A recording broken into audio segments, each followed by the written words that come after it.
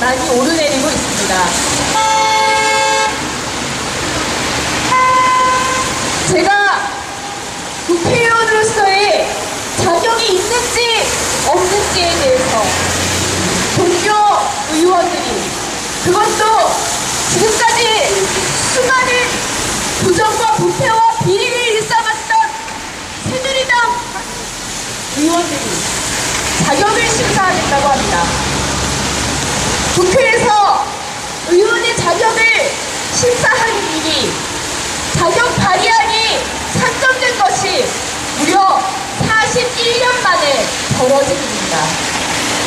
지난 72년도 유신헌법 독재 시절이죠. 그때 이후에 41년 만에 처음으로 동료 의원의 자격을 심사하는, 그것도 근거도 전혀 없는, 법적으로도 모든 것이 결백하다는 사실이 밝혀진 통합진보당의 의원들의 자격을 심사하겠다는 것이 지금 새누리당이, 박근혜 정부가 가하고 있는 통합진보당, 진보 정치에 대한 탄압의 현 주소입니다. 작년 11월에 마무리된 7개월 동안 단행됐던 검찰의 통합진보당 비례경선에 대한 수사 결과가 저에 대한 혐의 없음을 모두 낱낱이 밝혀주었습니다. 입건도 하지 못하고 당연히 기소도 하지 못했던 이 청년 의원에 대해서 이제 와서 새누리당이 자격심사를 운운하면서 흠집내기를 하려는 이유가 무엇이겠습니까? 이미 많은 국민들은 예상하고 계셨다고 합니다. 바로 박근혜 정부의 통합진보당에 대한, 진보정치에 대한 보복성 탄압이 아니겠느냐 하는 것이 많은 분들의 우려의 말씀이십니다. 작년 11월 12월 대선 시기에 통합진보당 이정희 당 대선 후보가 TV토론에 나와서 박근혜 후보의 가장 아픈 곳들을, 우리 서민들이 하고 싶었던 속 시원한 이야기들을 TV 화면에서 말로 풀어내는 모습을 보면서, 저러다가 박근혜 후보가 당선되고 나서 혹시나 진보당에 탄압받으면 어떡하나 걱정하셨던 분들 참 많으셨다고 합니다. 장갑기 마사오라고 하는 박정희 전 대통령의 그 부끄러운 민낯을 지상파 TV에서 처음으로 밝힌 이정희 후보의 용감한 발언들에 대해서 이제 박근혜 정부는 임기가 시작하자마자 이렇게 역사에 대한 사과와 정당한 평가를커녕 진보당을 탄압하는 것으로 보복을 하고 있습니다. 그뿐이 아닙니다. 새 정부 들어 대통령이 밀실에서 인선한 장관 후보자들이 무려 6명이나 낙마하고 줄줄이 떨어지고 있는 이 상황에서 그 결정판이었던 미래창조과학부 후보자였던 김종훈이라고 하는 자가 미국 CIA에 연루되었던, 미국을 조국으로 섬겼던 사람이라는 것을 밝힌 것 역시 통합진보당의 이성희 의원이었습니다. 결국 그는 한국 정치가 후져서 난 여기서 장관 못하겠다라고 얘기하면서 스스로 비행기를 타고 미국으로 가버렸고, 그곳에서 미국 언론에 인터뷰를 하면서 나의 조국은, 내가 애국할 곳은 미국이다라고 하는 발언을 서슴지 않고 있습니다. 그런 박근혜 정부의 부실하고 독선적인 인사의 맨 얼굴을 폭로했었던 통합진보당에 대한 정치 보복과 탄압, 그것이 바로 지금 이 청년 의원에게, 할 일이 너무나 많은 초선의 국회의원에게 자격심사 발의라고 하는 정치 보복으로 다가와 있는 것입니다. 여러분, 이 말도 안 되는 민주주의에 대한 폭거를, 의회주의에 대한 폭거를 멈출 수 있게 해주십시오. 민주주의를 지켜주십시오. 박근혜 정부가 결코 수십 년 전 그 아버지 박정희 유신독재의 그 어두운 시무한 과거를 되풀이하지 않을 수 있도록 여러분께서 민주주의를 지켜주시기를 부탁드리겠습니다.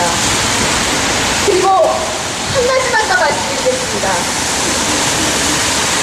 새누리당과 박근혜 정부가 진보당에 대해서 음해하고 탄압하는 여러 이야기들 중에 가장 가슴 아픈 것이 바로 당선 평화를 말하는 유일한 정당인 진보당에 대한 공격입니다.